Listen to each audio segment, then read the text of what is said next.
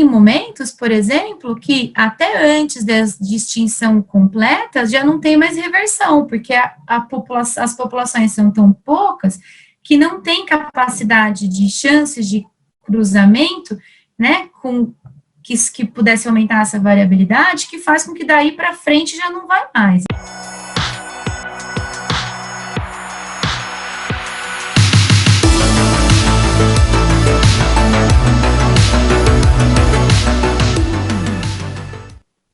Bom dia a todos e todas, tudo bem? Hoje nós temos mais uma convidada do nosso canal, a professora Michele Manfrini,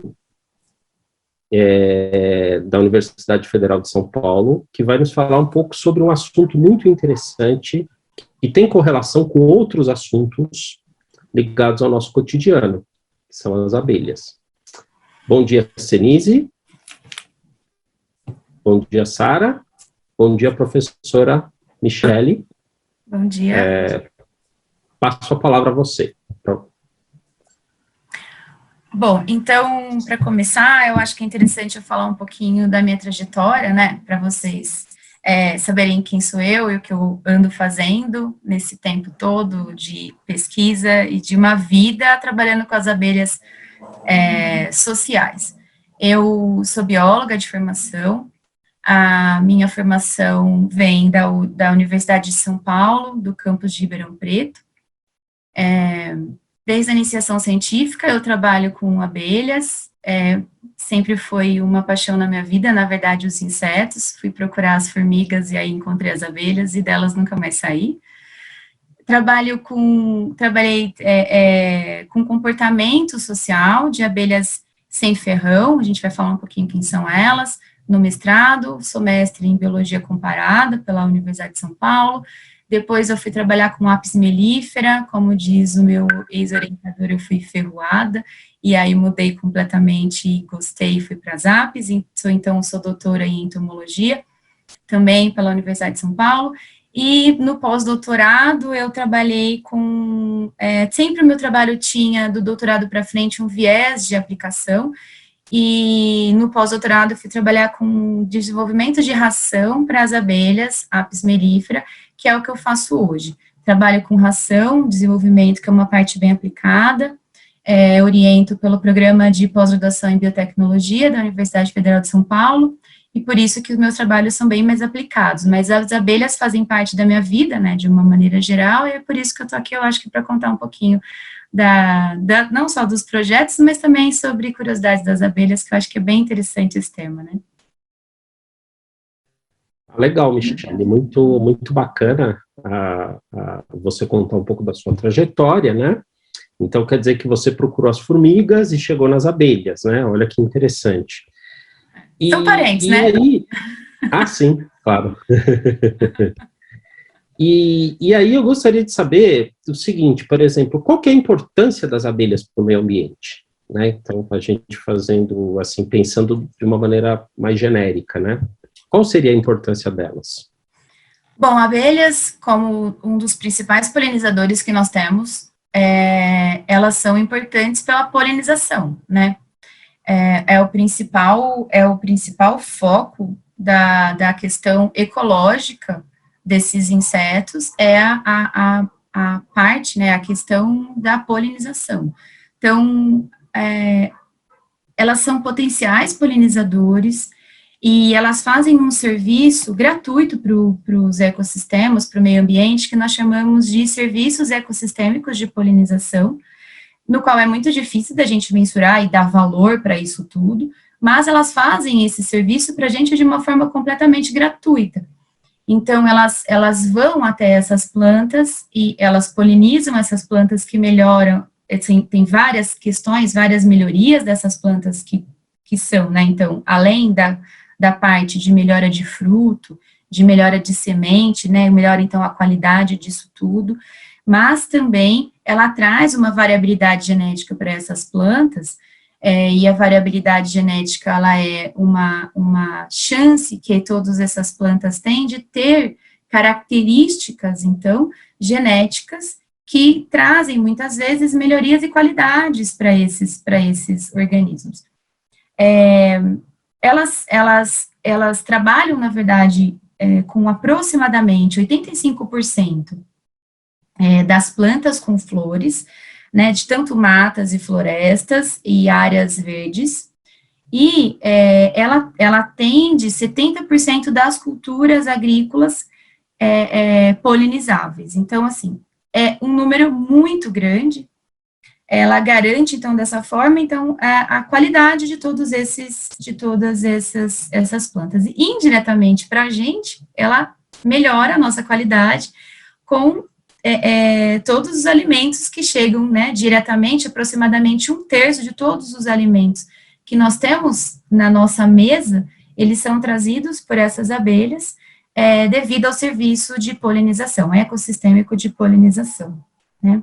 Então, é bastante importante. Tem vários números, hoje em dia nós temos muitos trabalhos, no Brasil eles são mais incipientes, mas muitos trabalhos que falam, na verdade, sobre todos esses valores que estão por trás da polinização. Então, tem alguns dados da FAO, que é a Organização de Alimentação e Agricultura. A FAO, ela coloca que 10% do PIB agrícola, ele é melhorado por conta desses polinizadores, e isso em valores reflete mais ou menos 2 bilhões de dólares por ano no mundo, por conta desses serviços que essas abelhas, elas proporcionam para a gente. Acho que interessante isso. É um número, até você deu um número econômico, né? Só para a gente linkar, então a polinização, por exemplo, é um processo que as abelhas fazem que ajuda a melhorar, por exemplo, a qualidade dos frutos, por exemplo. Você pode explicar rapidamente para a gente o que é a polinização, exatamente? Posso engatar a pergunta, complementar? Claro. E, Michele, não tem nenhum outro animal na natureza que poderia substituir o papel das abelhas nessa função ecológica delas. Assim, Então, isso é uma coisa que eu ia comentar. Nós temos diversos polinizadores, né?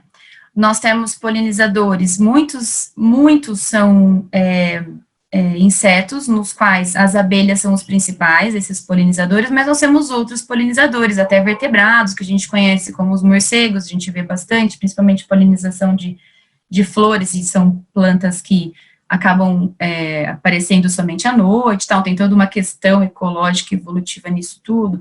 Nós temos vários pássaros que são importantes polinizadores, mas como as abelhas não tem ninguém. Elas fazem um serviço com a qualidade delas, e talvez por conta do montante e da quantidade desses indivíduos, elas fazem esse serviço ecossistêmico de polinização. Como esses insetos polinizadores, ou como qualquer um polinizador, porque a gente tem que pensar neles de maneira geral, não tem ninguém, não dá. Muitas iniciativas estão sendo tentadas, inclusive a gente já viu artigos da China, por exemplo, que eles tentam fazer a polinização de maneira manual e não chega, obviamente, na mesma perfeição que essas abelhas, elas trabalham. Mas a gente tem que pensar que se continuarmos com essa diminuição por conta de vários fatores ambientais e também agrotóxicos, talvez esse seja o nosso futuro. Mas eu vou voltar para a pergunta que eu desviei aí, né, para a pergunta do Carlos, mas eu vou voltar para a pergunta inicial de o que é a polinização. Então, nós temos as plantas, essas plantas, elas têm as estruturas, algumas na mesma flor, por exemplo, outras em flores diferentes, que então são plantas que têm estruturas masculinas e femininas. A parte masculina da flor é o grão de pólen. Esse pólen, para as abelhas, para as flores, ele é importante porque é o órgão genitor masculino que vai fecundar o feminino, que vai depois lá na parte do ovário formar a sementinha que a gente conhece. Para as abelhas, isso é interessante porque o grão de pólen é a fonte de proteína. Então, todas essas abelhas, elas precisam de proteínas E essas proteínas só vêm do pólen que elas coletam, tá? Então, nesse pólen tem proteína, vitamina, tem sais minerais, tem toda a estrutura alimentar proteica e ligação de proteínas e vitaminas dentro desse pólen. Então, as abelhas vão até as flores para buscar o pólen, que é o alimento delas, e elas fazem o serviço de polinização. Então, de flor em flor que elas vão navegando para buscar esse pólen, elas acabam, então, coletando isso. Muitas vezes, elas têm muitos pelos. Quando a gente olha no microscópio, por exemplo, a gente consegue ver todos esses pelos são importantes, são espalhados no corpo todo, e depende da espécie, tem locais com mais ou menos pelos, mas esses pelos, eles grudam todo no corpo dessas abelhas, e há algumas dessas abelhas, que são as mais comuns que nós conhecemos, principalmente as sociais, elas se limpam com a perninha, e elas colocam essas bolas, elas vão se limpando e vão colocando na último par de pernas, que ela tem uma estrutura que chama corbícula, por isso que nós temos um grupo dos corbiculados, depois a gente pode até falar sobre isso, mas é uma parte um pouco mais específica, mas elas têm elas colocam essas bolotinhas nessa corbícula e levam para dentro da colônia. Então, ela faz um serviço para as plantas ao mesmo tempo que elas coletam o recurso delas. Eu fiquei imaginando aqui, deve ser muito bonitinho, uma abelha cheia de coisinha de pólen. É muito bonitinho. Deve ser mesmo. Eu já vi algumas. E aí tem umas bolinhas amarelas nas pernas. Eu acho que eu já vi fotos. Então, deve ser muito bonitinho. O que elas fazem, primeiramente, o se lambrecar, né, é o que elas se sujam, e como elas estão todas sujas e os grãozinhos são muito pequenininhos, eles estão todos grudados nesses pelos no corpo. Então, assim, tem abelhas, uma coisa que é interessante falar, não são todas as abelhas que vão em todas as plantas, tá? Muitas abelhas são especialistas e algumas são generalistas, como a Apis mellifera, por exemplo. Mas as especialistas, elas são capazes de fazer um tipo de polinização bem específica. Por exemplo, a flor do maracujá. Ela tem uma característica que tem que ser uma abelha grande e robusta, então as pequenininhas não adianta. Elas não vão fazer com eficiência a polinização da flor do maracujá. E essa abelha que vai na flor do maracujá, ela é uma abelha grande, barulhenta, que as pessoas popularmente conhecem como mamangava, e ela faz um barulhão, e tem gente que até confunde até com besouro, ela faz um barulho forte, e as pessoas acabam matando essa coitadinha.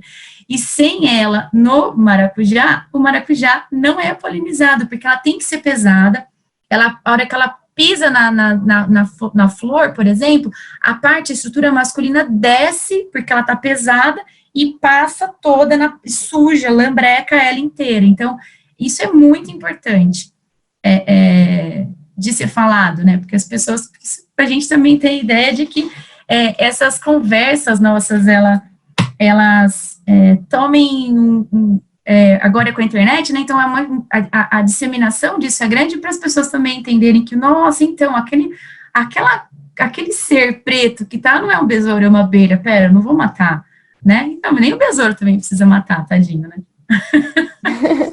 Mamangava, eu sempre ouvi que a picada da mamangava é uma coisa dolorida, não sei o que, então eu cansei de ouvir isso já. Mas isso é verdade, isso também não é mentira, não. Nunca tomei ferroada de popularmente mamangava, porque eles chamam mamangava, tem dois tipos, uma que é solitária e uma que é social, mas para a população em geral é tudo mamangava. Mas algumas vezes porque elas são grandes, mas pode ser que sejam espécies diferentes que estejam visitando essas plantas. Tem vários tipos de abelha, né? Ferrão, sem ferrão, grande, pequena, colorida, preta. Você poderia explicar um pouquinho da diferença dessas abelhas, que eu acho que é importante, né, a gente elencar aqui a variedade de abelhas que a gente tem. E aí, já puxando para uma perguntinha, assim, que eu acho que está muito forte na mídia, cada vez mais eu vejo material disso, que são as abelhas pet-friendly, né, que são abelhas que você pode ter na sua casa. Vi até alguns projetos de arquitetura em que a própria parede da casa já é meio que uma colmeia, assim, aí você pode comprar uma caixinha de abelha para deixar no seu quintal. Se puder falar um pouquinho da variedade de abelhas e também a importância dessas abelhas para a gente ter em casa, é legal. Claro. Bom, então vamos lá. As abelhas, eu gosto bastante de falar sobre isso, porque uma das ideias nossas na verdade, tentar desmistificar um pouco a questão de quem são as abelhas, né? Quando a gente vai fazer curso para criança, por exemplo, a primeira coisa que a gente fala para eles vocês conhecem as abelhas? Todo mundo levanta a mão. O que as abelhas fazem? Sempre a resposta produzem mel e eles falam picam, né? Na verdade é ferrou. Produzem mel e ferrou. E, na verdade, gente, isso é quase nada do montante de abelhas que nós temos, né? Então, essas abelhas que ferroam e que produzem mel, são 5%, na verdade, as que produzem mel, por exemplo, e nem todas essas que produzem mel são que ferroam. Então, nós temos, mais ou menos, no mundo, 20 mil espécies de abelhas. De todas essas abelhas, essas 20 mil espécies, de 80% a 85% são abelhas solitárias, que então são abelhas que elas fazem tudo sozinhas. Elas eclodem, quando elas eclodem desse ovo, elas se alimentam desse alimento que a mãe deixou para elas, ela passa por um processo de transformação, ela impupa, vira um indivíduo adulto e sai. E quando ela sai, essa sozinha, ela faz tudo, ela busca o alimento, ela procura um ninho para nidificar é construir o seu ninhozinho, ela traz isso, aí ela encontra um macho, copula, volta e faz esse serviço de novo, de montar esses ninhos. Os solitários, por exemplo, tem uma diversidade que vai de solitária até social, então tem essas solitárias, e tem um espectro, na verdade, de abelhas que são subsociais, são abelhas que acabam, sim, abelhas que elas têm umas condições que não vivem em sociedade, mas vivem em formas mais gregárias, tem abelhas que fazem ninhos próximas umas das outras, mas não são de maneira social, e aí no fim, lá da outra ponta, tem as abelhas sociais, que são sim essas abelhas que produzem o mel e que vivem em grandes colônias.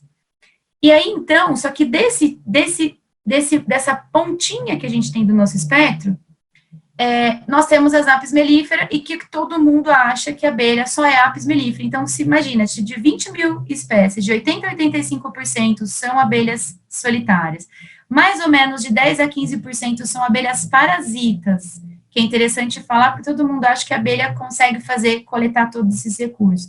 E só 5% são abelhas sociais, e dentre esses 5% tem a apis mellifera, então quer dizer, a gente conhece muito pouco. Então, a ideia nossa, a gente tem projetos, dentro da Unifesp tem projetos, a gente está, inclusive, nesse momento, fazendo um projeto, mas com adultos, com uma comunidade, trabalhando um pouco sobre biodiversidade, essas questões, para tentar levar para a comunidade a importância dessas abelhas como um todo. Todas elas, a importância macro é a polinização, e tem os recursos todos coletados para elas, né? Bom, então, isso é importante. Então, dentro dessas abelhas, dentro da biodiversidade, nós temos diversos tamanhos e cores e formas. Todas elas a gente enxerga e tem umas características principais de serem abelhas, né, e serem dentro dos insetos. Então, a quantidade de pernas, né, 3 pares de pernas, para todo mundo poder entender que é uma abelha, 2 pares de asas, anteninhas, o corpo, a forma dividida, mas de repente tem uma abelha que é verde, metalizada, de repente uma que é verde com azul, outra que é azul.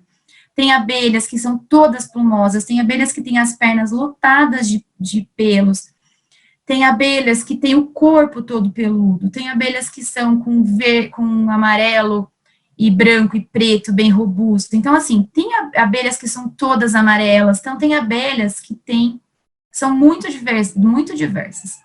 Então, isso eu acho que é bastante importante, porque elas são, sim, responsáveis por algo muito rico e que, de certa forma, a gente se beneficia, que é o serviço ecossistêmico, só que a gente precisa conservar qualquer tipo de abelha, né? Não só as abelhas que nos trazem benefícios, como no caso, o principal é o mel.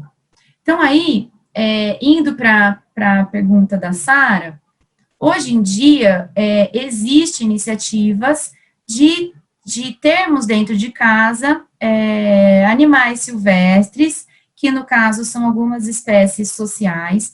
Silvestres por quê? Porque são abelhas nossas, nativas, e silvestres, né, porque são indivíduos de ambiente externo, que não são, como que eu falo, gente? Que a gente faz com o cachorro? Esqueci a palavra. Doméstica. Domesticado, oh, Jesus.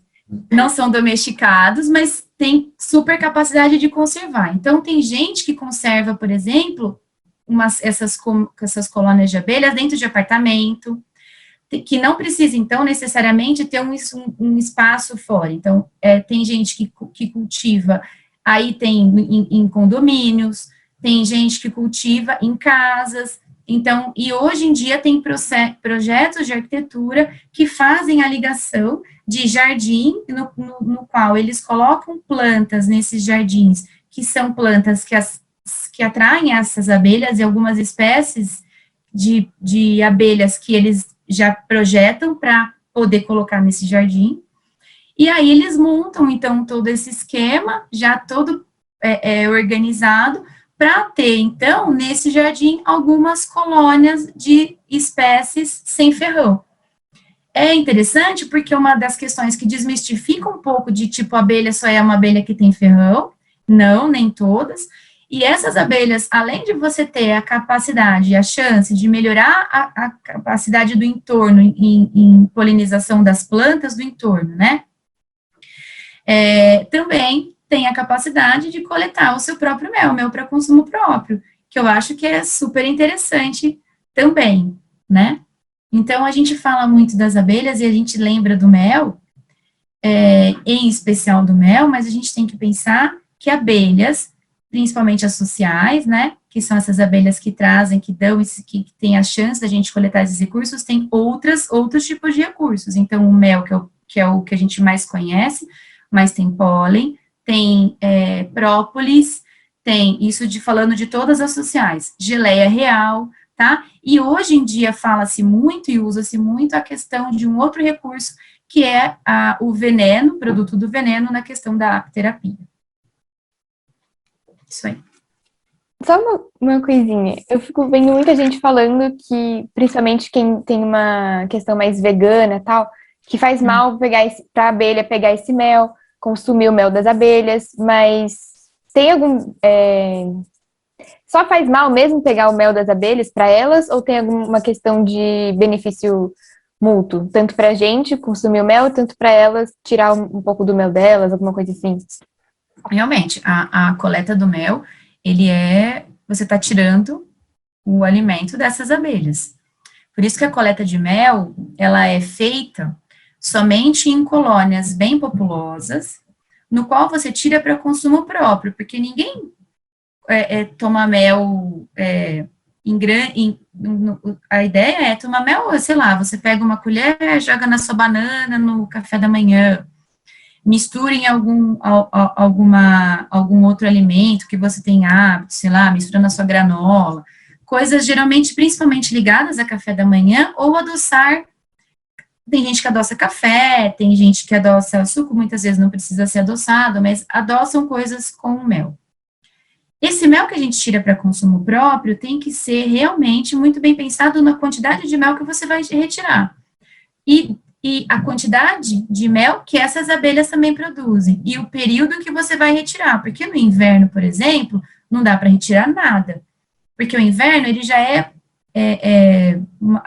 tem uma escassez de alimento na natureza, né?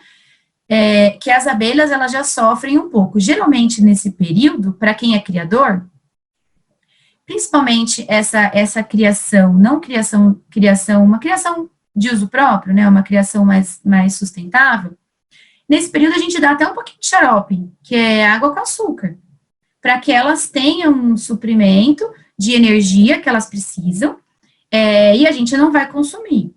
E aí, depois, quando elas estão em períodos primavera, verão, que a produção é muito grande, alguns desses potinhos são retirados e a gente acaba guardando e usa para consumo próprio. Eu confesso que eu gosto bastante, eu acho que dá para todo mundo se a gente faz de uma maneira racional. Isso é uma cabeça voltada muito mais para a questão sustentável, de entender o quanto que ela pode te fornecer e o quanto que ainda você pode deixar de recurso para ela, isso que é o correto, né? Mas a gente sabe que em questões econômicas, muitas vezes, para alguns criadores, a pegada não é essa, é mais visando o lucro, né, a questão econômica da colheita desse mel. Mas eu acredito, e eu gosto muito de pensar que dá para a gente fazer de maneira racional. Na Unifesp, a gente tem, por exemplo, um meliponário e, de vez em quando, a gente...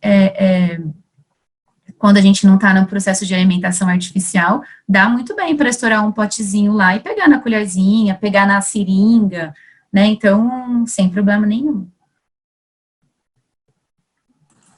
Michele, e, bom, esses produtos da abelha, né, vamos dizer assim, que a gente consome, né, geleia, mel, isso é de conhecimento público, assim, né, geral, que todo mundo sabe. Mas tem muitos outros produtos que utilizam as abelhas também, né, como cosmético, shampoo, né, dá para você falar assim, curiosidade minha mesmo, porque eu sei que tem, mas provavelmente tem vários que eu não sei que saem das abelhas, né, vamos dizer assim. Quais são, assim, os produtos, alguma coisa excêntrica, assim, que a gente não sabe que vem das abelhas? Excêntrico, eu não sei se eu sei dizer, não. Mas o básico sempre, por exemplo, que vem ou que vem derivado de cera. Vamos supor, Apis mellifera, que é uma abelha social, que é essa comum, que vai no nosso restaurante, no nosso refrigerante lá no restaurante, elas são colônias muito populosas. A Apis, ela constrói o seu ninho, por exemplo, com cera que ela elimina do próprio corpo através de glândulas serígenas. Então, elas retiram essa cera, manipulam essa cera e constroem toda a estrutura do ninho. Muitas dessa cera, ela é retirada, por exemplo, para fazer velas artesanais, que a gente vê em feiras de artesanato, né? Com todas aquelas características bem bonitinhas lá, então a pessoa manipula. Então, um exemplo de coisas que são retiradas dessas abelhas. O mel vai para muita coisa. O mel vai tanto para consumo próprio do mel puro, quanto ele vai para receitas. Então, bolo, pão de mel, muitas coisas são utilizadas o mel. Por exemplo, própolis. Própolis, ela é utilizada já numa parte mais farmacêutica. Então, a própolis, ela é utilizada de diversas formas, principalmente naqueles compostos que a gente usa, né, spray de própolis para pingar, que é o própolis diluído. Geralmente, gente, a grande maioria de todos esses compostos, esses recursos que eu estou falando, vem das Apis mellifera, tá? Porque são elas que têm grande quantidade de abelhas, então elas produzem numa quantidade muito maior. Para a Sinferrão, elas têm umas características diferentes que eu vou falar. Pólen também é utilizado, e aí eles usam aí sim, eu acho que mais para essa questão de cosmético é utilizado os recursos, mas algo muito inusitado, eu não sei se vem na minha cabeça de pensar em coisas que existam com esses produtos, tipo, não sei se cosmético, muitas vezes também o cosmético, ele é que eu achei que poderia ter, assim, alguma coisa muito estranha. Não, eu não, que eu lembre, não. É porque o cosmético, muitas vezes, ele tem umas questões falsas, assim, tipo, shampoo com DNA de não sei o quê. Você fala, não tem, como, né? Então, você fica até meio nervosa na hora que você vê a propaganda na televisão. E muitas vezes também nem são todas as coisas que eles colocam, você bota um pouquinho, ou bota um cheiro, ou bota uma essência, a pessoa acha que realmente é 100% daquele produto. Nem sempre Nem sempre é. Agora, uns recursos que são bastante importantes das abelhas, por exemplo, mel, ele é bastante interessante, com propriedades interessantes, né? Gelé real é muito interessante. Então, o uso contínuo de todos esses produtos, tem vários estudos, inclusive, falando dos benefícios deles para a saúde. Então, hoje em dia, por exemplo, com a questão do Covid, alguns artigos saíram, principalmente falando sobre a questão do uso da própolis no combate do Covid e internação, né? Então, aqui em casa, por exemplo, a gente já usa própolis há bastante tempo. Agora a gente, que maravilha! Então, quer dizer, a gente já faz um uso diário de própolis, por exemplo, para a saúde da família. E esses trabalhos que foram feitos com própolis foram super interessantes e ainda estão fase 1, se eu não me engano, mas que eu já vi, conversei com algumas pessoas que eu conheço, inclusive alguns autores, eles já estão aumentando o número de pacientes que estão sendo tratados com própolis, por exemplo, para ver como que se comporta, né, no tratamento. O veneno, né, você tinha comentado também, que usa para algum tipo de terapia? A apterapia, hoje em dia também é bastante falado, principalmente artrite, artrose, são questões que estão sendo estudadas e tratadas com o veneno das abelhas. Aí essa é uma questão que precisa ser feita com profissionais bem capacitados, porque veneno é algo complexo, principalmente por conta de reações alérgicas graves, né? Tem reações que vão desde o inchaço até um efeito sistêmico, levando à morte, para uma única ferroada, por exemplo. Mas existe sim. Interessante, Michele, bem interessante tudo isso que você está dizendo, a conversa eu acho que está uma delícia, né? Está muito agradável. E aí, uma questão, né, sobre as abelhas, né? Por exemplo, né, você falou da importância das abelhas, então, para nós, assim, está muito claro a importância delas, a diversidade delas, porque cada uma vai desempenhar um papel aí no equilíbrio ecológico, né, e além da questão da polinização, né, quer dizer, vai trazer um equilíbrio, né, isso vai trazer um equilíbrio, né, a natureza, ela tem essa capacidade, né, de buscar um certo equilíbrio. E aí uma pergunta que não dá para a gente deixar de lado é a questão desse match, dessa disputa, desse embate, né, digamos assim, entre os agrotóxicos e as abelhas. Porque, ao mesmo tempo, os agrotóxicos se fazem necessários num contexto de desenvolvimento agrícola. É claro, né, que aí existe uma discussão ampla, né? É óbvio, eu não estou fazendo defesa de agrotóxicos, muito pelo contrário, mas aí o que acontece? Você, por exemplo, você precisa pulverizar uma plantação, mas, por outro lado, você pode comprometer a existência de populações de abelhas, que isso vai prejudicar a própria polinização e, consequentemente, a agricultura. Gostaria que você falasse um pouco para a gente sobre isso, por favor. Tá. Bom, eu acho que é bastante importante essa pergunta e falar sobre o desaparecimento dessas abelhas de uma maneira em geral, né? Que a gente chama de declínio dos polinizadores. Porque a gente está aqui falando das abelhas, sempre lembrando que tem outros polinizadores também sendo afetados por isso. Então, se é insetos de maneira geral, eles são geralmente afetados e muitos deles, como não são comerciais, a gente não mensura, então a gente não tem ideia de número de queda, né, de todos esses polinizadores. Bom, então nós temos vários fatores que levam a esse declínio desses polinizadores, e eu vou dar um enfoque principalmente nos agrotóxicos, mas a gente tem que pensar que nós temos. Por exemplo, os agrotóxicos são bastante importantes para causar esse desequilíbrio e essa queda. Desmatamento também é bastante importante. Queimadas, né? Doenças, que aparecem nessas colônias, principalmente, estou falando agora das que são sociais, porque insetos sociais, com a proximidade, eles acabam transmitindo também muitas doenças. Mudanças climáticas e déficit alimentar para essas abelhas, tá? Então, o principal para a gente, eu acho que agora, dentro dessa pergunta, os agrotóxicos, que é interessante a gente comentar, principalmente no contexto Brasil, né?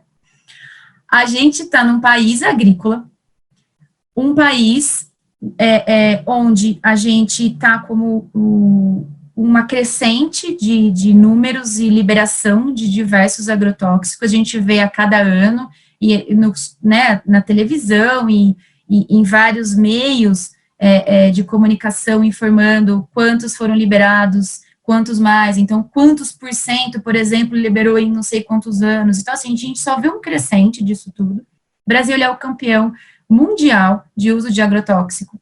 E uma preocupação que a gente tem, óbvio, a gente está enxergando isso agora, né, em vários fóruns ecológicos, quanto o Brasil está sendo mal visto, principalmente.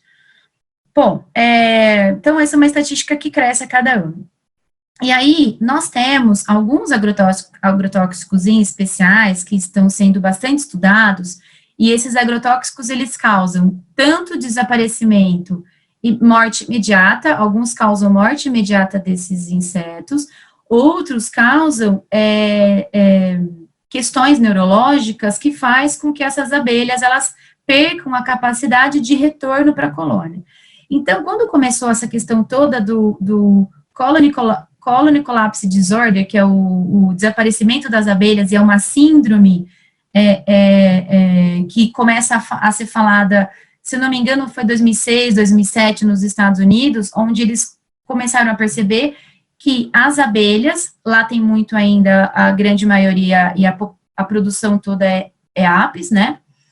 E eles perceberam que essas abelhas, elas, de repente, a população diminuía e ficava dentro da colônia, por exemplo, rainha e os imaturos lá dentro, com recurso, porque quando essas abelhas, o normal dessas abelhas, quando elas, a gente chama de processo de enxameação, quando elas saem dessas colônias por algum motivo, ou divisão, ou quando o ambiente não está muito bom, elas coletam tudo que elas podem coletar. Então, eles visualizavam que não era uma questão de divisão, não era uma questão de enxameação. As abelhas não tinham voltado, porque estava tudo dentro da casa. Tipo, deixou a casa e nunca mais voltou. Então, com a geladeira cheia, né? E aí, eles começaram a perceber, e várias foram os estudos, de diversas maneiras, para tentar entender por que essas abelhas estavam desaparecendo. Aí, descobriu-se, depois de um tempo, de bastante estudo. Então, assim, bombou dinheiro para as pesquisas, para fomentar pesquisas, principalmente norte-americanas, né?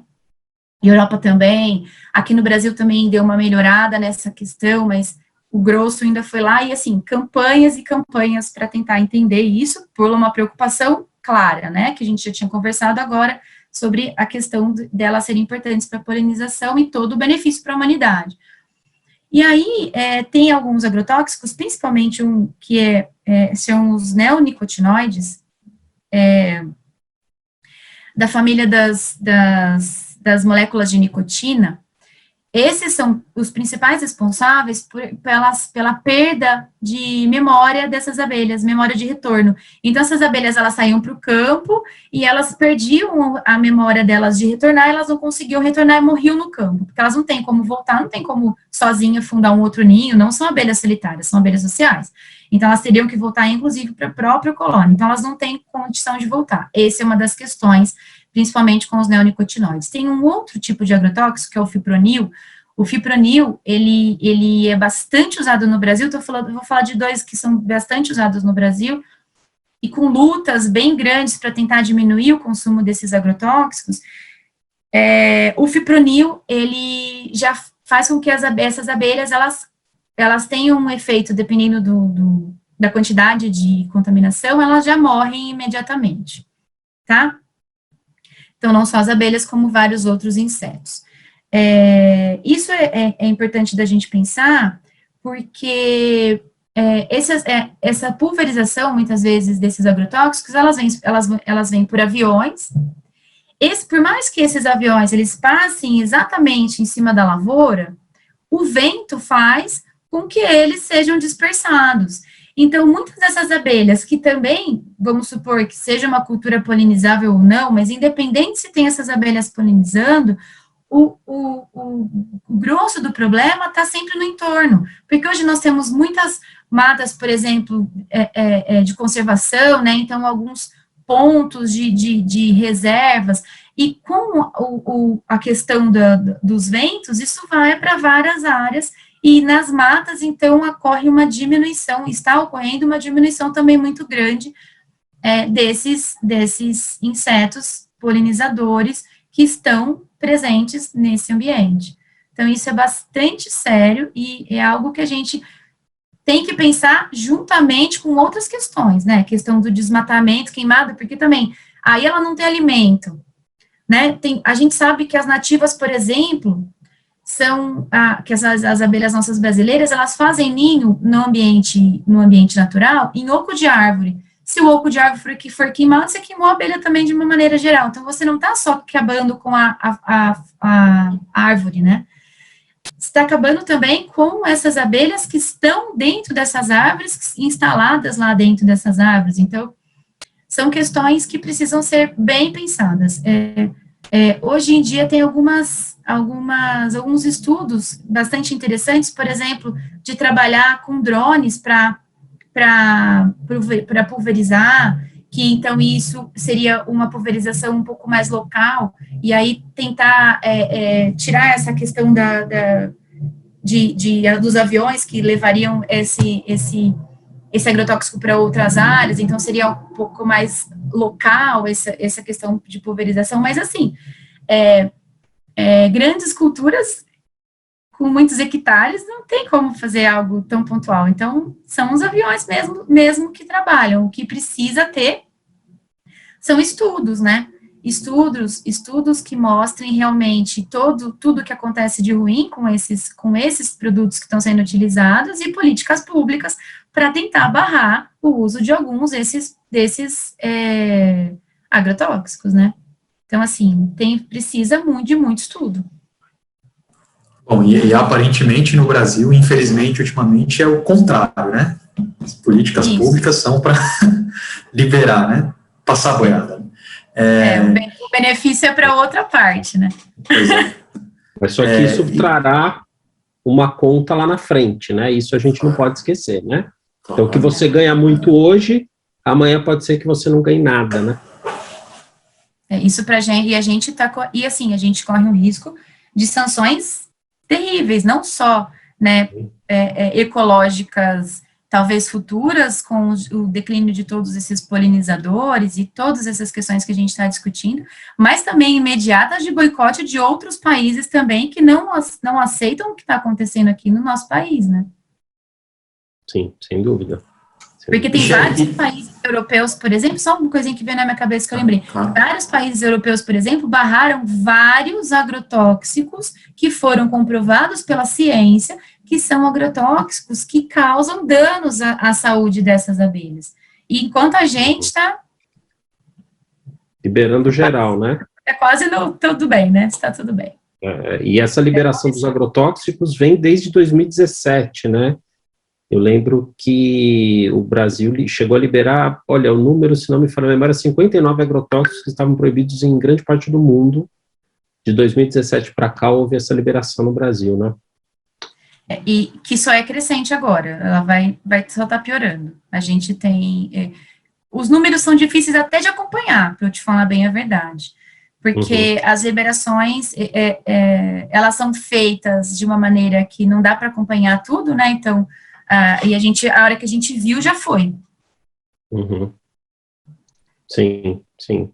E eu acho que você também colocou um outro ponto, né? Não só os agrotóxicos, mas, por exemplo, as queimadas e o desmatamento, né? Que então, tá gritante também, né? Tá só piorando. Tá só piorando, e isso vai trazer um ônus para a gente gigantesco. Como, por exemplo, a alteração é um ônus, existem estudos, por exemplo, que falam da mudança do microclima.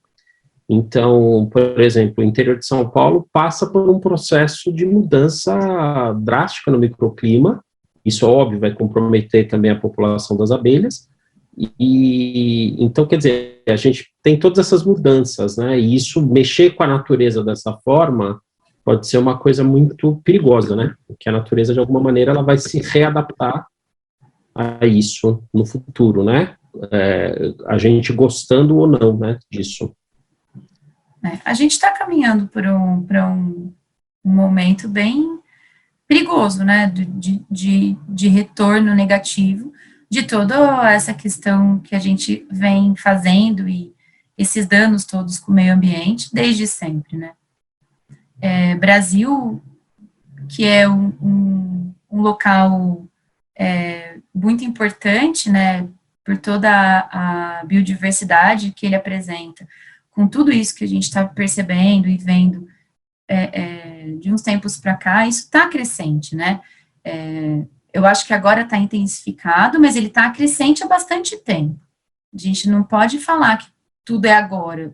Sempre já estava aumentando muito. Então, mas a gente vai pagar a conta, essa conta vai ser muito cara. Por tudo, né? Desmatamento, agrotóxico, mudanças climáticas, alterações ambientais, tudo isso a gente vai pagar de uma maneira muito difícil. Peraí, eu vou fazer uma pergunta, eu estou esperando passar o avião aqui. Michele, tudo isso, assim, aparentemente é muito nítido, não é? Assim, isso está acontecendo e para quem estuda deve ser muito transparente que está tendo uma diminuição e tal na população das abelhas e tudo o resto, né? Assim, a conta prejudicial que a natureza vem sofrendo, né? Por conta de tudo isso que vamos dizer assim, chamar genericamente de ser humano vem fazendo, né? Mas tem alguma coisa quantitativa, assim, isso existe, e se existe, você sabe dizer, nossa, quanto que a população das abelhas vem diminuindo a cada ano, a cada semestre, sei lá o quê, a cada década, qual que é essa taxa? Existe isso bem quantificado? Existe. Para o Brasil, não tanto. A gente não tem esse número da maneira, por exemplo, que os Estados Unidos têm. Os Estados Unidos têm dados importantes e eu não vou lembrar agora de cabeça para te falar, mas tem vários artigos, por exemplo, que eles têm um controle, esse controle deles já faz bastante tempo, por mais de uns 30 ou mais anos, e eles começaram a ver, então, esse declínio bem nítido e gritante de uns anos para cá. Questão, assim, de perdas de mais de 40% a 50% desses polinizadores. É algo que isso preocupou demais. Tanto é que, por exemplo, quando ficou evidente essa questão do CCD, né, que quando começa a se falar, eles começaram a ver essa questão de desaparecimento dessas abelhas, não só políticas públicas foram feitas para tentar fomentar a pesquisa e tentar entender e tudo mais, mas campanhas nacionais com, por exemplo, Häagen-Dazs, campanhas para tentar levantar fundos para ajudar a financiar as pesquisas, para tentar chegar nesse entendimento do que estava acontecendo. Então, assim, eles têm a gente trabalha com bastante preocupação, mas os números deles são muito mais fáceis de mensurar do que a gente. A gente tem os nossos números, mas a gente não tem. Tem vários trabalhos, mas acho que a gente ainda não chegou no número real. Hoje em dia, com a questão da tecnologia, é interessante porque tem muitos aplicativos.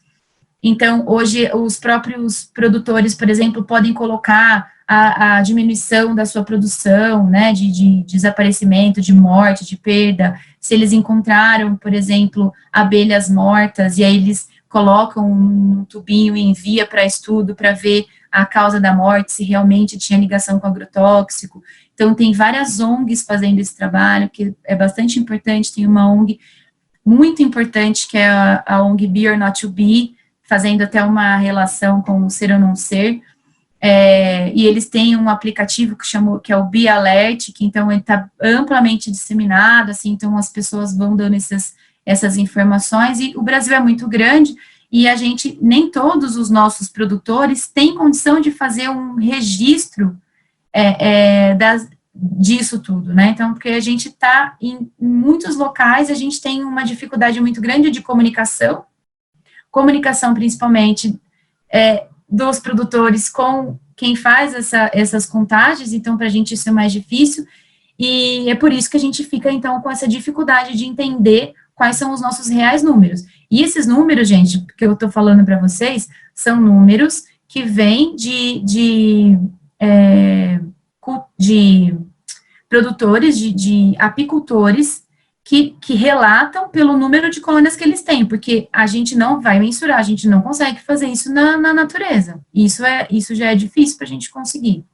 Tem alguns estudos que você faz, né, com análises diárias, e aí você acaba dando uma amplitude, mas esses trabalhos são bem mais difíceis de serem feitos. Então, a grande maioria que eu estou comentando aqui são trabalhos baseados nas informações de apicultores, principalmente.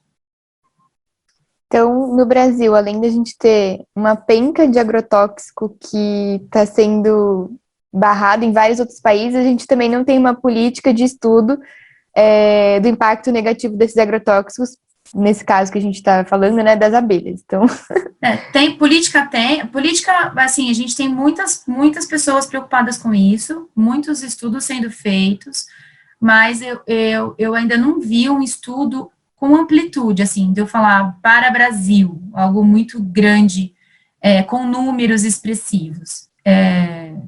Que me venha na cabeça, não me lembro disso.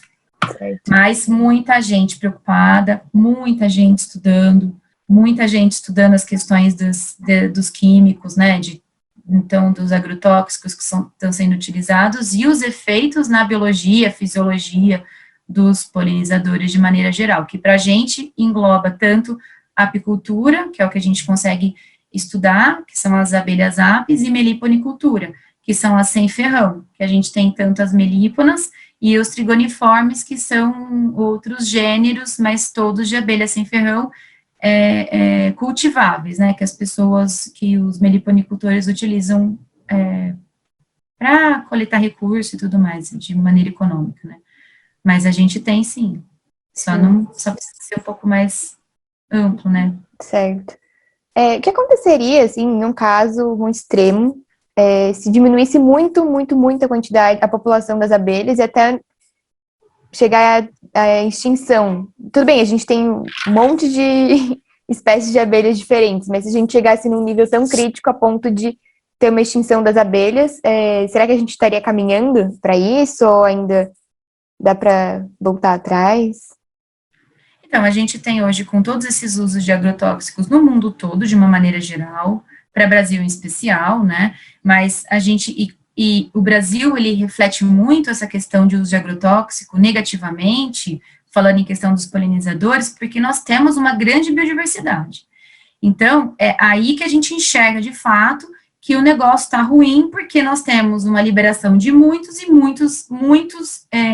polinizadores sendo acometidos pelo uso de todos esses agrotóxicos. Então, assim, a gente não tem como falar hoje se a gente, com todo qual é o número exato, quanto nós temos de diminuição em números, que eu posso falar, estamos com 60% a menos. É difícil a gente chegar nesse número por conta da biodiversidade. Muitos desses polinizadores estão em ambientes de mata, né, floresta, áreas verdes, então, que é o difícil um pouco da mensuração. Mas, caminhamos para um declínio, isso é claro e certo.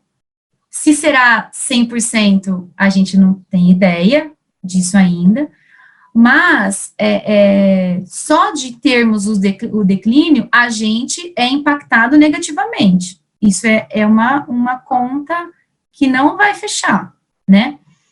Tem uma frase do Albert Einstein, não sei se vocês já tinham visto ou ouvido falar sobre ela, eu até fui buscar, porque para fazer a leitura exata, entre aspas, inclusive, né, então que a frase dele é a seguinte: se as abelhas desaparecerem da face da Terra, a humanidade terá apenas mais 4 anos de existência. Sem abelhas não há polinização, não há reprodução da flora, sem flora não há animais, sem animais não haverá raça humana. É uma frase que impacta muito. Se é verdade, esses 4 anos eu não tenho, a gente não tem ideia de falar de fato se sim ou se não, mas eu acho que ela responde um pouco à pergunta da Sara. Então, que realmente é algo que está numa cadeia que reflete na gente, como espécie humana, e que causa todo esse problema, né, no meio ambiente, que no fim é para a gente mesmo que vai vir os principais. A gente faz tudo pensando na gente, e a gente vai sofrer todos esses problemas que a gente mesmo causou. Então, eu acho que é isso, a gente não consegue saber de fato se declinar, quanto decline o que isso causa, mas que vai causar uma diminuição de toda essa cadeia que segue por conta dessas abelhas que estão lá na base, né, porque a base da ecologia, ela vem com as plantas, com os recursos dessas plantas, que sustentam todos os outros organismos dentro de uma cadeia alimentar, e nós temos diversas cadeias e teias alimentares, pensando em todos os animais, todos os organismos que nós temos dentro da nossa biodiversidade. Então, isso reflete, sim. Ô Michele, pegando também um gancho nesse assunto, porque de fato é um assunto interessante, e me veio à mente a questão do ponto de não retorno das mudanças climáticas. Aí, transportando essa pergunta dentro do contexto da nossa conversa, será que existe um ponto de não retorno, por exemplo, para diminuição de populações de abelhas, e onde seria, né, e como que a gente poderia chegar nesse ponto? Essa é uma questão que eu gostaria de levantar. Sobre a questão que você colocou da estimativa da diminuição de populações de abelha no Brasil, né, das populações de abelhas no Brasil,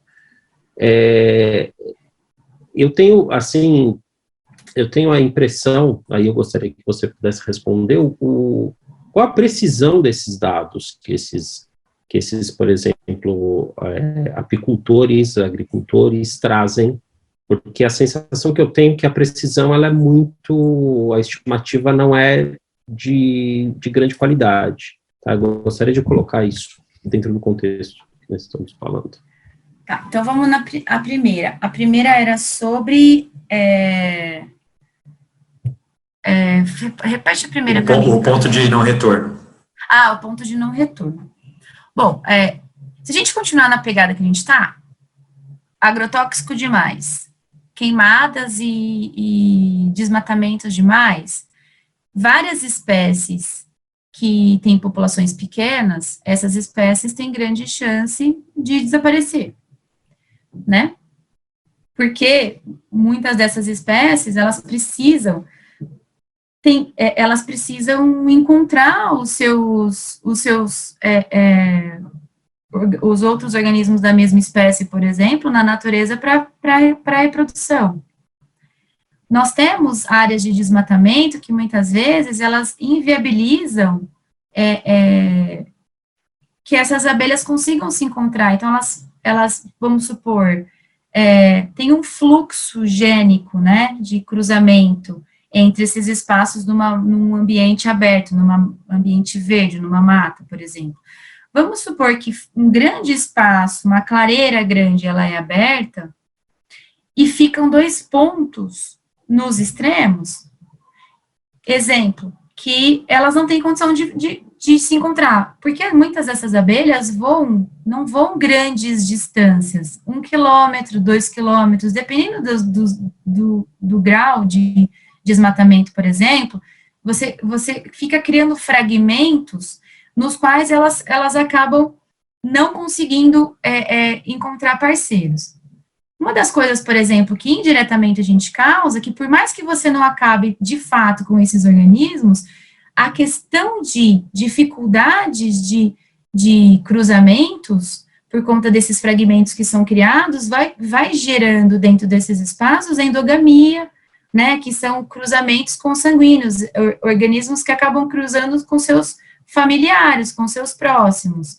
Isso perde o que a gente chama de variabilidade genética, que é quando esses organismos todos precisam cruzar ao acaso com outros nesse ambiente, e fazendo com que eles se mantenham esse material genético todo, essas características todas, tenham capacidade de se manter dentro dessa população, e por conta desse cruzamento, gerar, tem hora que eu não sei até que ponto que eu posso chegar e falar, né, então, tipo, gerar nesses cruzamentos mutações, e com essas mutações características mais adaptativas para esses organismos se manterem dentro da população.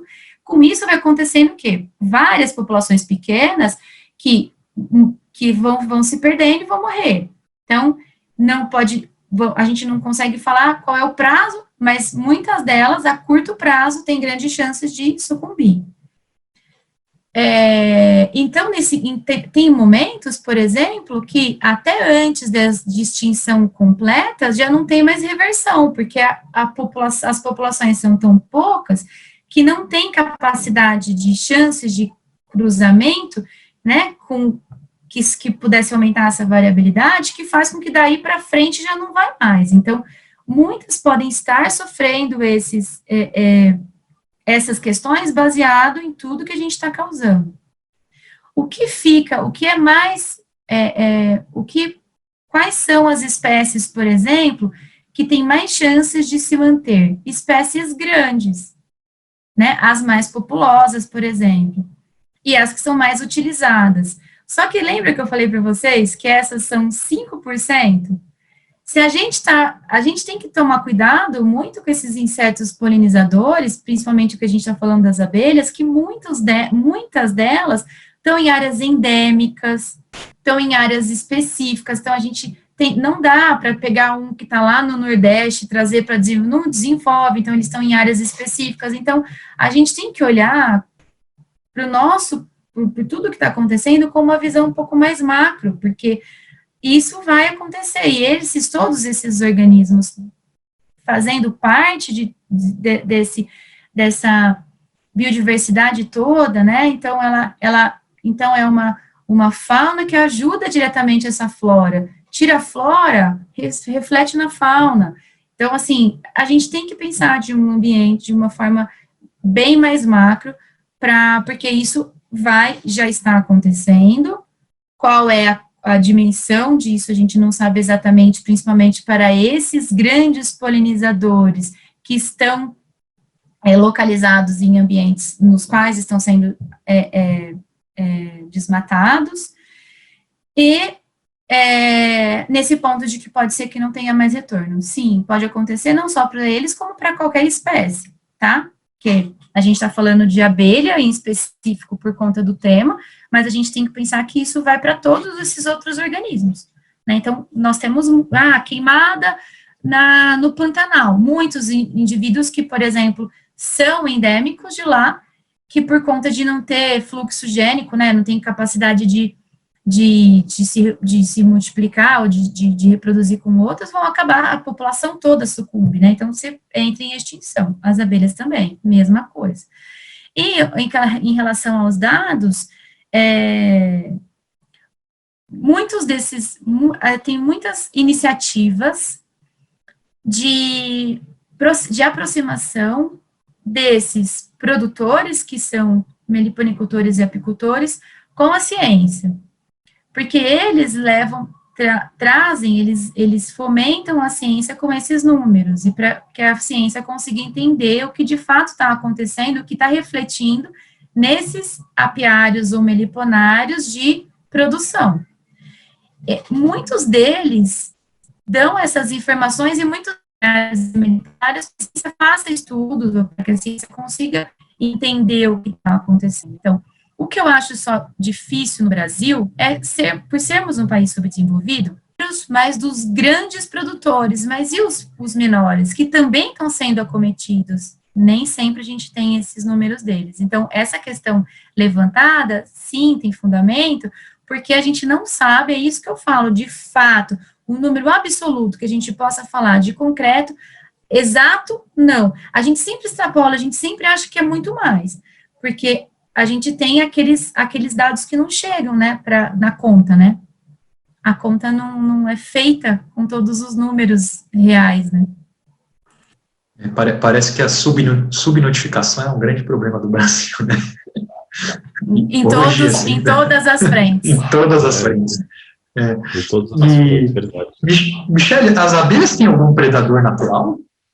Uma Tem coisa vários. que me veio à cabeça agora. Eu não sei. Tem vários. Tem vários organismos que predam. Podemos nos colocar como um deles. Nós somos predadores também.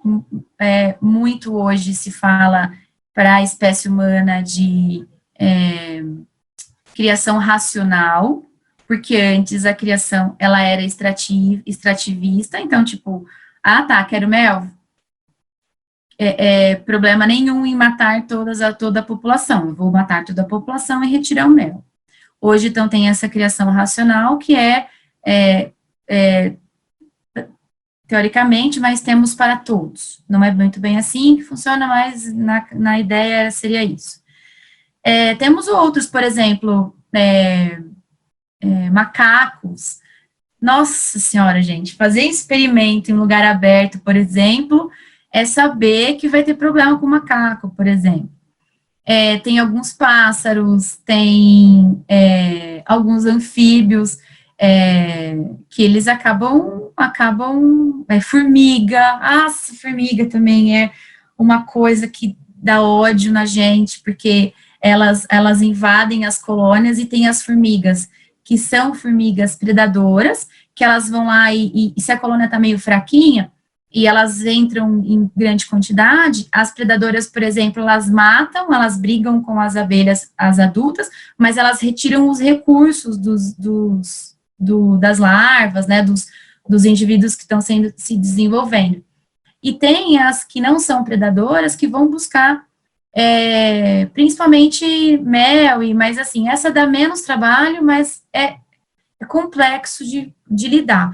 Então, muitos são os problemas que um criador ele vai passar. Não só um criador, a gente, por exemplo, dentro da pesquisa, a gente tem essas abelhas que não são nós não visamos o lucro, não, né, só na pesquisa, mas então a gente tem que estar sempre de olho, porque tem sempre algum problema que pode acontecer lá e acabar com até o nosso experimento, né? Porque, principalmente no nosso caso, mais é a formiga. Interessante, não fazia a menor ideia que o macaco era um predador de abelhas. Menor ideia. Nossa, tem um experimento, só uma curiosidade, de uma amiga minha que fez esse experimento em Mossoró. E aí um dia, assim, imagina, você está num doutorado, você já está sofrendo com o seu doutorado, de repente, a hora que ela foi para fazer a coleta de tudo que ela estava fazendo, todas as colônias, todas reviradas, então, tipo, tudo revirado. Porque o macaco entrou e saqueou. E, então, assim, algumas abelhas, óbvio, remanescentes, tadinhas, mas tudo perdido, tudo uma bagunça. Ela teve que as colônias dela, elas eram todas amarradas, elas eram presas, as tampas, tudo preso com fio, com arame, porque para dificultar a vida desses macacos, para eles não cutucarem as colônias dela. Urso, né, que a gente não tem urso aqui, mas isso também é. Interessante. E Michele, isso me deu um gancho para duas perguntas que quero te fazer também. A primeira é assim, você já disse no começo, mas a tua pesquisa exatamente, como é que você pesquisa com a abelha? O que você faz? Você vai lá pegar a abelha, você leva para o laboratório, faz experimento, e nisso também, eu não sei se você lembra, bom, primeiro para as pessoas que estão nos assistindo, né? Eu e a Michele, a gente é colega na Unifesp, né? A gente dá aula para o mesmo curso. E não sei se você lembra, Michele, uma vez a gente estava conversando, eu, você e alguém mais, não lembro. Você estava me contando que você tinha alergia, né? Uma alergia grave à picada de abelha, né? Então eu queria te perguntar, como é que faz para começar, eu vivo com emoção, né? É isso daí. Mas vou por partes. Então, eu tenho dois momentos da minha vida em relação à pesquisa, com coisas, sempre as abelhas, mas os objetivos diferentes. Por exemplo, no meu doutorado, eu trabalhava com um tipo de comportamento que chama comportamento higiênico. É um comportamento genético que a gente fazia várias melhorias, por exemplo, até inseminação artificial de rainha, igual faz de bovino. A gente fazia inseminação artificial de rainha, deixava essas rainhas com essa selecionava essas rainhas para que esse comportamento fosse bem mais marcante. Esse é um tipo de comportamento que traz uma capacidade para essas abelhas detectarem, por exemplo, problemas dentro da colônia. Uma larva morreu porque tem uma infecção de um ectoparasita e aí ela cria pútrida, né? Então, essas abelhas, elas reconhecem esse problema e elas tiram da colônia, porque isso traz, esse é porta para a entrada de outros micro-organismos, e aí dissemina, então, doenças bacterianas, virais, porque essas abelhas sofrem com todos esses problemas. Então, elas passam por todos os perrengues que uma sociedade vive. Então, o que eu sempre fazia? Por exemplo, eu sempre trabalhei com apis mellifera, a grande maioria da minha vida foi apis mellifera. E aí vem o gancho da pergunta do Carlos em relação a ter me tornado alérgica. Mas, eu para trabalhar com a apis mellifera tem ferrão, e todas as abelhas que a gente tinha que trabalhar, como era um trabalho de comportamento, eu tinha que enxergar quem é que fazia o quê. Então, pensa, numa colônia, a gente tinha que ter uma colônia de observação, então essas colônias tinham um vidro que permitia com que eu enxergasse o que estava sendo feito lá dentro, mas também são todas idênticas. Você imagina você estar numa colônia de observação com 5.000 abelhas, mas são todas iguais?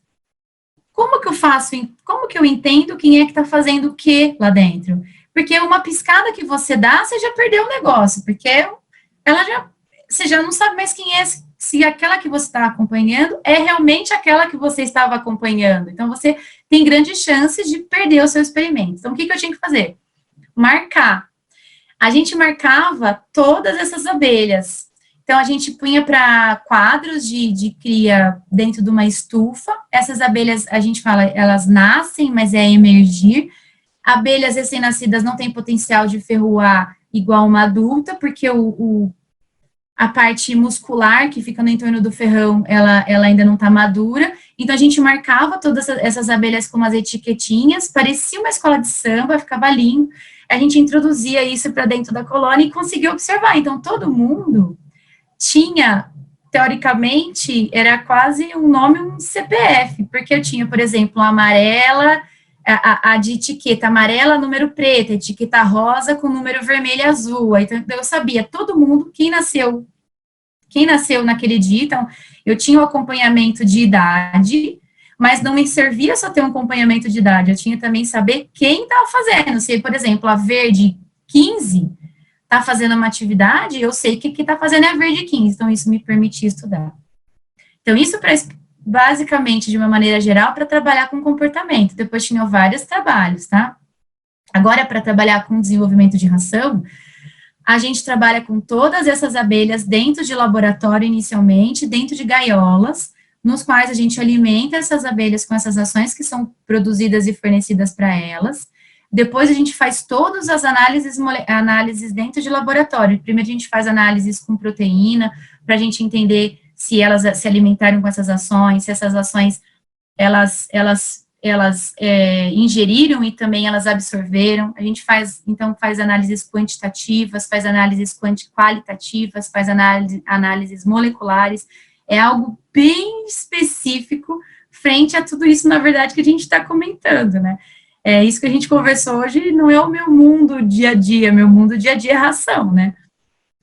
E como essas abelhas comem rações fermentadas, a gente trabalha com micro-organismos, então a gente faz parcerias com outros grupos. Por exemplo, hoje eu, dentro da Unifesp, tenho uma parceria forte com a professora Suza, que é microbiologista, então todo o fornecimento dessa microbiota que eu preciso estudar, e os meus alunos, tenho 2 lá dentro com ela, no laboratório, fazem esses estudos. Então, assim, trabalhar com abelha não é super trivial, principalmente a apis mellifera. Depois de todos esses experimentos de laboratório, a gente faz os experimentos no campo.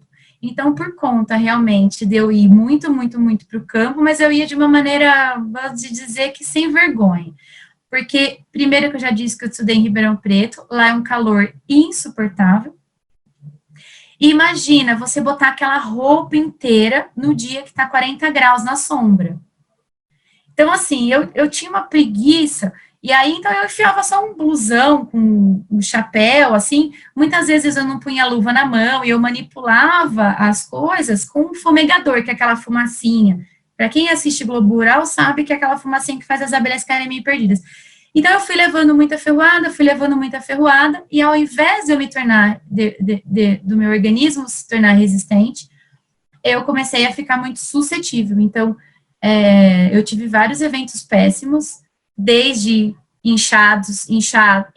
partes inchadas do meu corpo, depois coceira, e isso, como o final, foi um efeito sistêmico de desmaio, vômito, batimento cardíaco baixo, assim, tipo, quase morte, e uso adrenalina e carrego adrenalina comigo em todos os lugares, mas não abandonei as abelhas, estou aqui, firme. Michele, você vive perigosamente, né? Então você trabalha e você vive perigosamente, né? Já há muita adrenalina no seu trabalho, né? Fora da seringa, assim, apesar de que hoje eu tenho um meliponário, eu já não posso mais ter um apiário, por conta dessas questões, 2 questões. Uma questão, a minha alérgica é uma questão forte, e uma segunda questão é que a Unifesp, Carlos tá aí, ele concorda, a gente não tem como montar um apiário, porque a gente está do lado de casas, então a gente não tem espaço para apiário, só tem espaço para meliponário, que é a mesma coisa que eu posso criar dentro da minha casa, as abelhas, aquilo que a gente já andou comentando. Então, hoje eu trabalho mais com essa questão das ações e as abelhas sem ferrão, por esses 2 motivos principais, né, mas viver perigosamente não deixa de ser, porque agora eu não posso caminhar descalço nem na praia, porque uma abelha que morreu, e se o ferrão tá evidente, eu sou ferroada, já era para mim. Então, assim, é difícil. Imagino. Isso tudo que você falou também me trouxe mais uma pergunta, né? Que é sobre a questão do comportamento das abelhas, né? Então, por exemplo, a interação. Qual seria o comportamento intrínseco de espécies diferentes? Como você disse que existe um espectro muito grande de abelhas. Assim, qual seria o comportamento, assim, por exemplo, né, a gente sempre ouve falar dos mitos, né, isso a gente estava conversando um pouco antes de começarmos o vídeo, falando sobre a questão dos tipos de abelha, abelha africana, abelha Europa, não sei o que, então, e você estava explicando isso para a gente. Mas aí, por exemplo, a interação com o ser humano, né, provavelmente isso mudou o comportamento das abelhas, né, alterou o comportamento, e eu queria que você pudesse falar um pouco para nós sobre isso, por gentileza. Bom, vamos ver se entendi a pergunta. Essas questões de comportamento delas, elas são bem características dependendo da forma que elas vivem, né? Então, as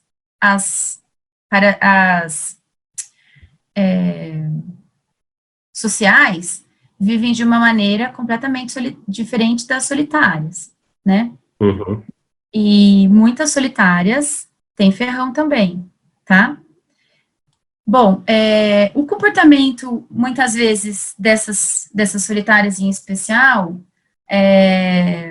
são comportamentos que a gente pode dizer não domesticados. Eu não sei se é isso que você se essa é mais ou menos a pergunta que você queria me fazer. Então, assim, não, a pergunta que eu estou fazendo a respeito do comportamento é claro, né? Vamos lembrar que as abelhas, uma parte do espectro vive em colônias, né? Quer dizer, tem um comportamento social.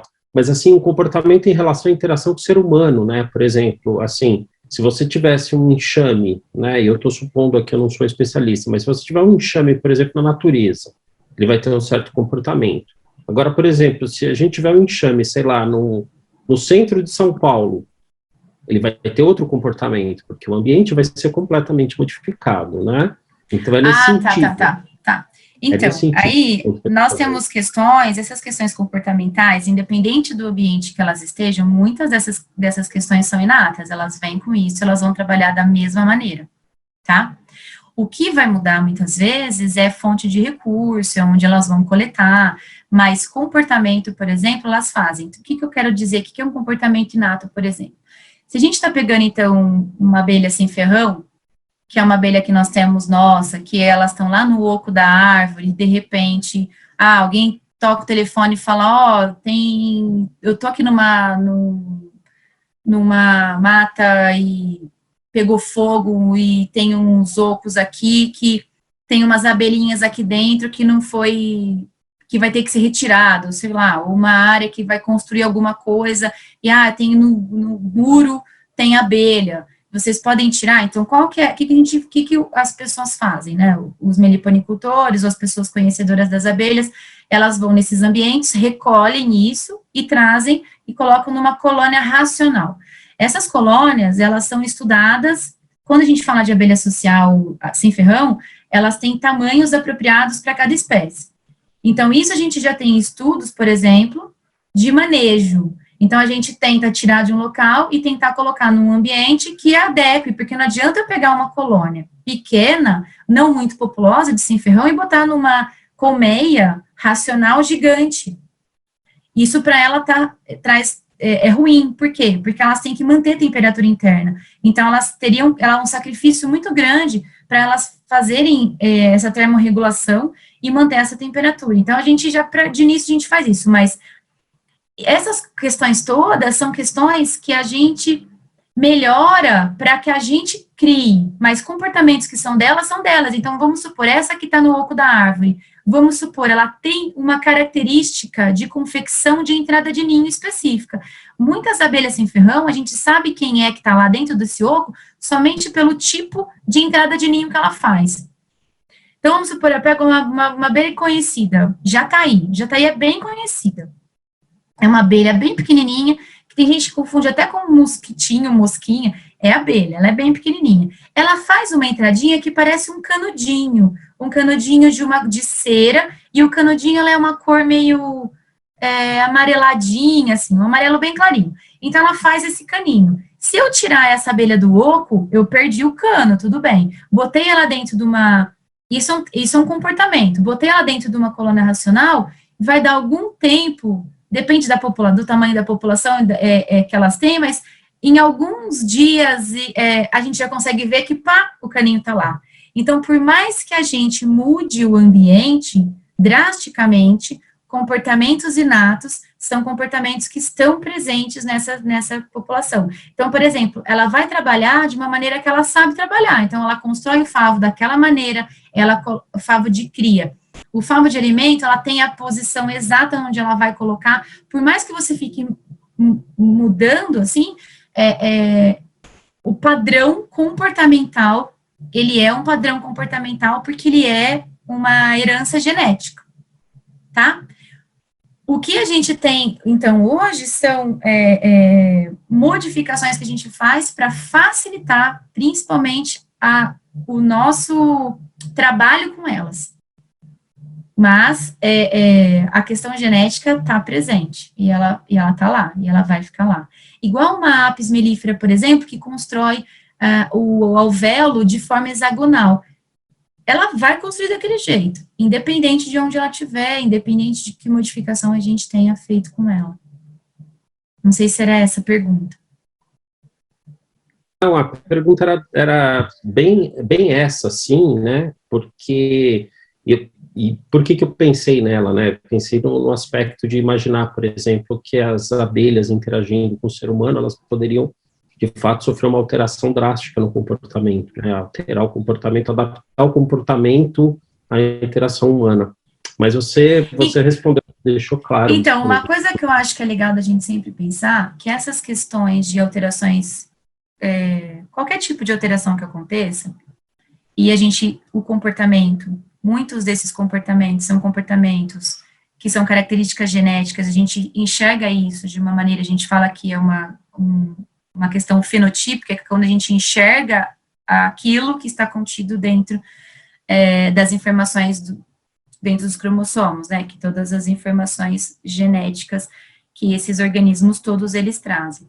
Só que todos esses organismos, independente de onde eles estejam, o processo de eventos ocorre. Então, mutação ocorre, recombinação genética ocorre, isso tudo pode trazer para essas populações alelos, por exemplo, que ao longo do tempo causem, então, são alelos que tenham características positivas, que ao longo do tempo faz com que algumas dessas características sejam modificadas. Então, isso, independente, inclusive, do caso de estarmos em conjunto com essas abelhas ou não, isso elas já estão acontecendo. Então, com o passar do tempo, essas abelhas todas, ou todos os organismos, nós também, todos os organismos, eles vão sofrendo essas pequenas modificações que são passadas para as gerações seguintes.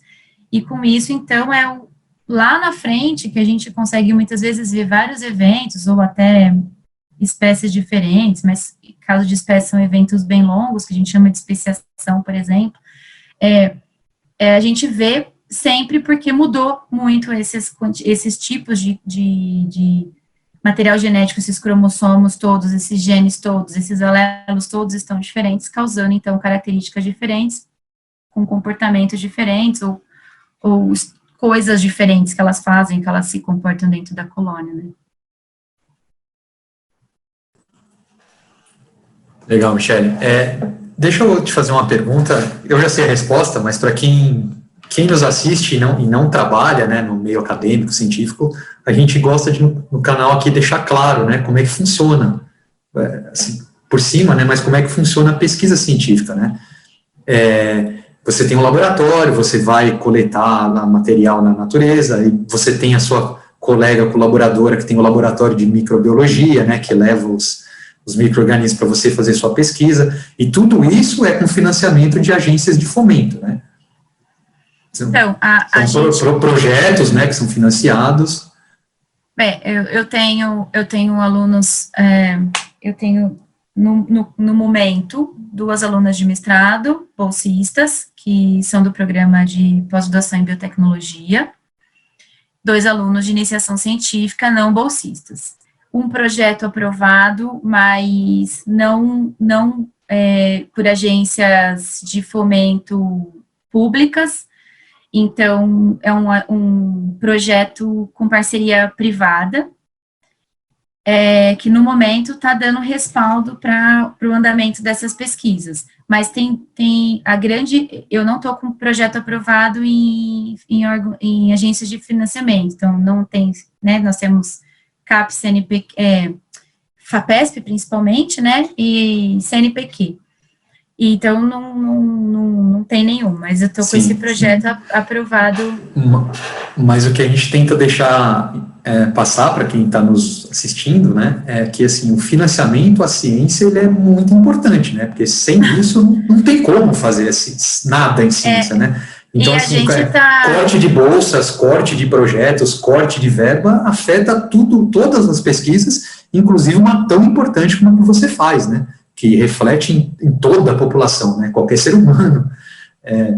Então, a gente está, hoje eu estou vivendo isso de fato, entendendo um pouco mais, eu sou vice-coordenadora do programa de pós-graduação, então eu vivenciei de perto agora, como dentro da coordenação, corte de verbas. Ano retrasado, nós tivemos um corte muito grande dentro da pós-graduação, onde várias dessas bolsas nossas foram recolhidas, e 7 recolhidas e 2 devolvidas.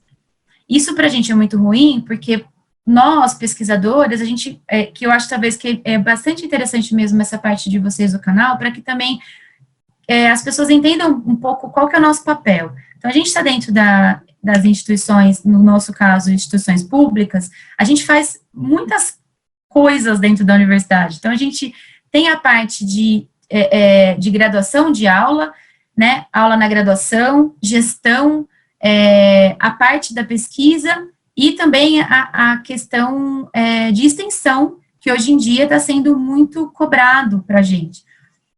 Bom, então, o tempo nosso é escasso. Quem faz pesquisa de fato, quem está com a mão na massa, são os nossos alunos.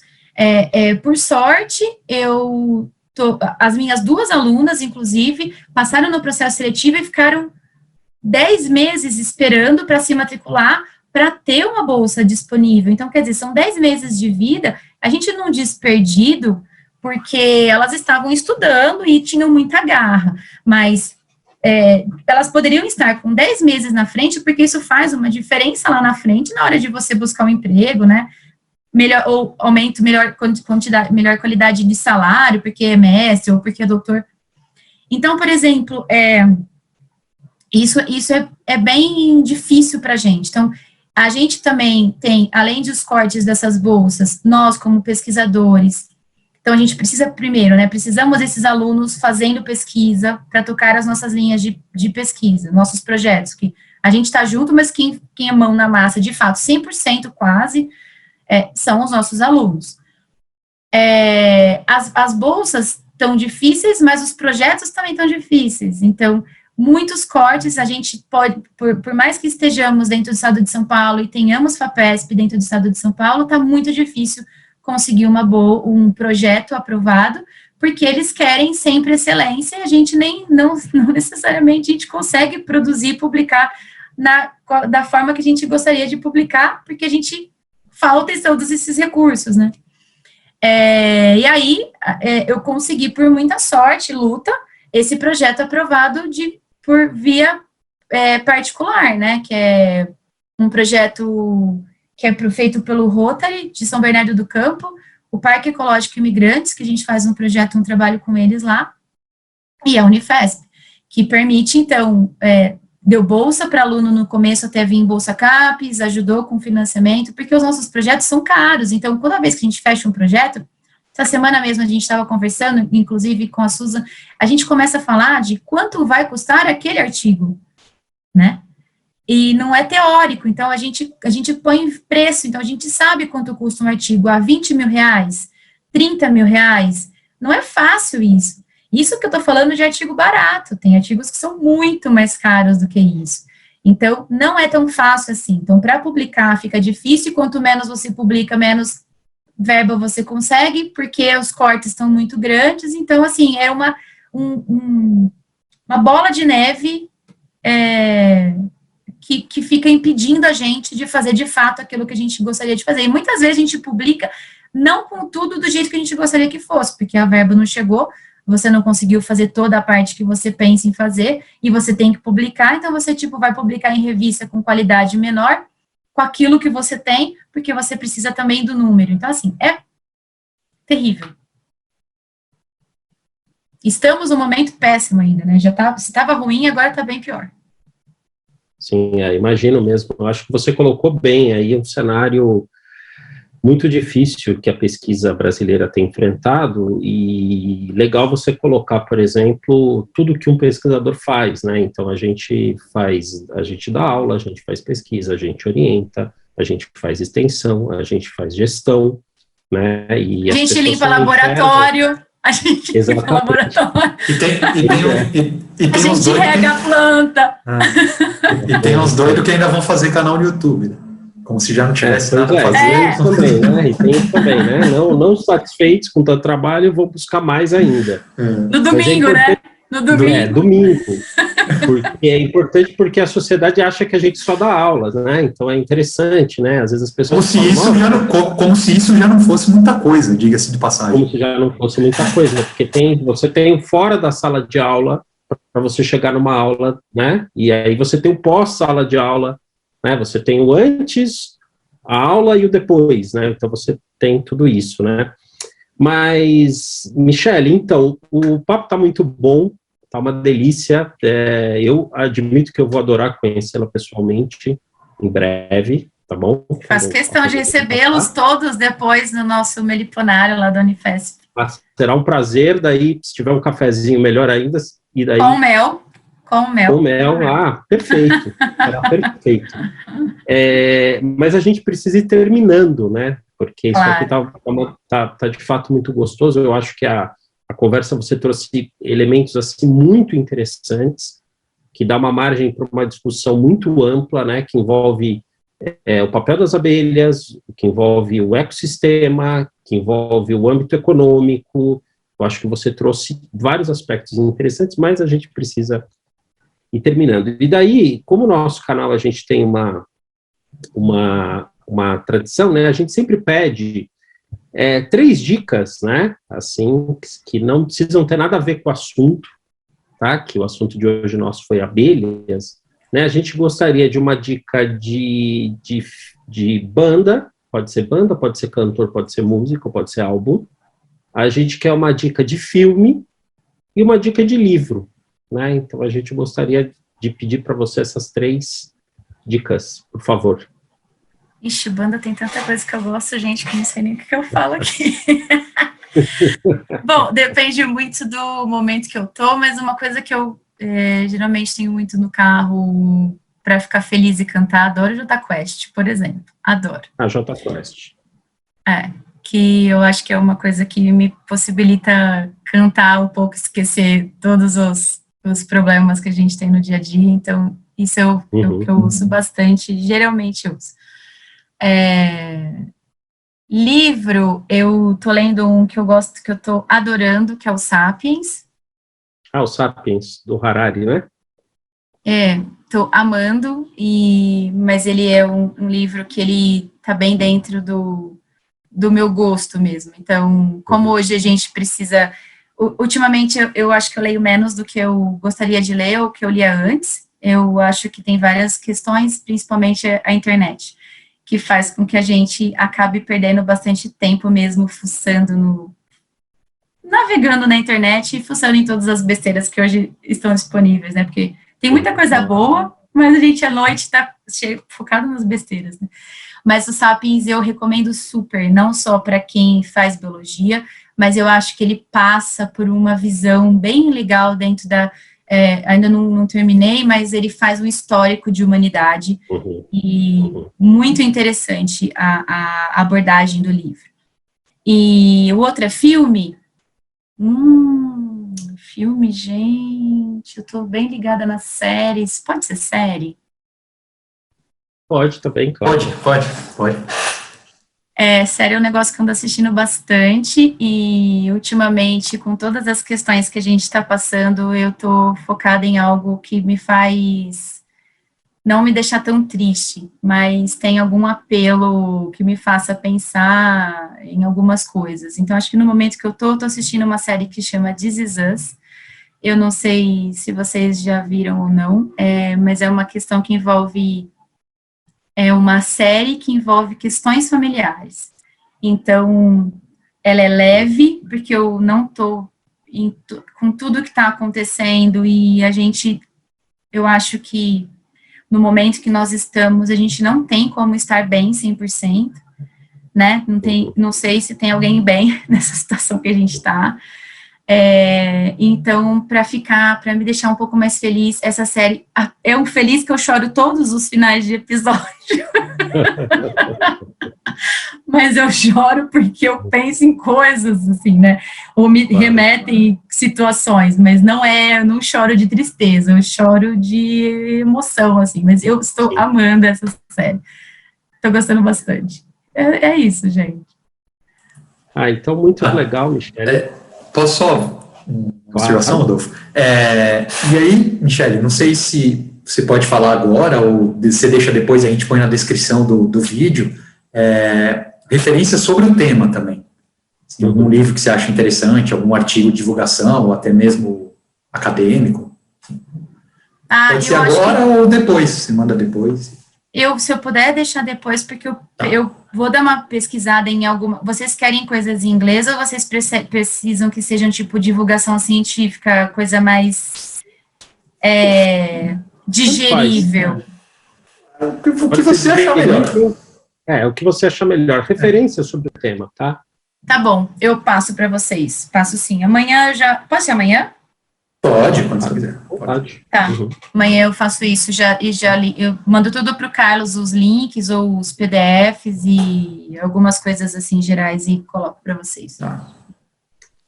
Beleza. Então tá certo, pessoal. Rodolfo, eu posso falar? Só agradecer. Pode, claro. Que hoje você é o chefe, né? Não Michele, aqui não tem chefe. Não, o chefe da conversa, vamos dizer assim. Michele, eu queria te agradecer, tá? Por ter aceitado o convite, por ter conversado sobre um assunto tão importante, e vou confessar uma coisa. É a primeira conversa que a gente tem aqui no canal que eu saio um pouco triste, porque, assim, eu fico meio indignado, assim, né, como a gente está destruindo, na verdade, né, e como isso pode não ter volta. Então, assim, eu como cientista, eu me sinto, e é isso que a gente a gente gostaria que quem nos assistisse ficasse, né, assim, privilegiado por ter as informações e por saber da importância do assunto, mas indignado, né, porque, assim, é impressionante, né, como pode chegar, se já não está num ponto, como pode chegar num ponto que não tem mais volta mesmo, né, assim, vai ter consequências absurdas, assim, prejudiciais. Então, te agradeço pela conversa, por ter explicado isso tão claro para a gente, mas tem esse viés, né, essa coisa assim, nossa, eu estou assim, pensando no que você está falando e indignado, de verdade. Mas obrigado, mas a parte boa é que a conversa é muito boa e te agradeço de novo, Michele, muito obrigado. Gente, eu que agradeço muito o convite, quando o Carlos me mandou a mensagem de pronto, eu já aceitei.